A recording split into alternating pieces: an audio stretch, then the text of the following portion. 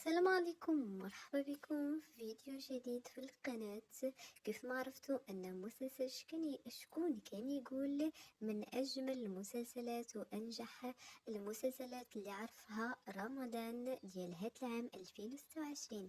ففي هاد الحلقات الجاية غادا تكون مفاجأة من العيار الثقيل اللي حتى واحد ما كانت عنده على البال، لأن غادي يكون ظهور ديال الأم ديال نادية، وهي الزوجة ديال عامر. فالقاتل الحقيقي غادي يكون كيدور ما بين نادية والأم ديالها، لأن الأم ديالها غادي يكون عندها حساب كبير مع عامر، لأنه هو السبب ديالها باش وصلها لذاك مستشفى المجانين، لأنه كان كيضربها بحال مروة أو أكثر، لأنه مريض نفسي وكذلك نرجسي كبير. فهو كان السبب ديالها باش دخلت لمستشفى الأمراض العقلية، وهي الآن مازال كتعاني.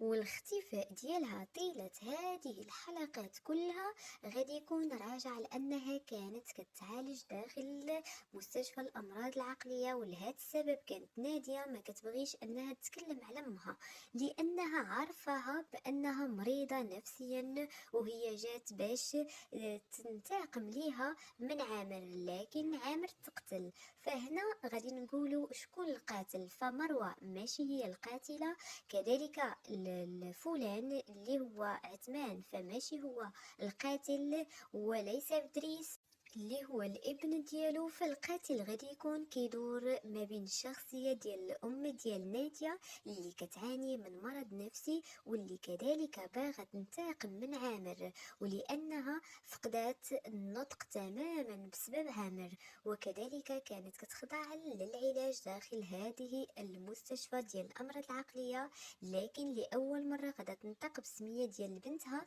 ملي غادا تشوفها. فهنا غادي يكون القاتل غادي يكون هو الأم ديال نادية، لأنها جات باش تنتقم لما فعل بها عامر، وكذلك أنها كتعاني من مرض عقلي، فمن الأرجح أن تكون هي القاتلة. كذلك غادي يبقى القاتل الثاني أو القاتلة الثانية، وهي بديعة اللي هي البنت ديال داك العساس، واللي كذلك من الأرجح تكون هي القاتلة، أو من الأرجح أن يكونوا زوج ديال الناس هما اللي قتلوا عامر، وحدة أنها ضرباتو ولكن ما توفاش، والثانية جات وكملت عليه.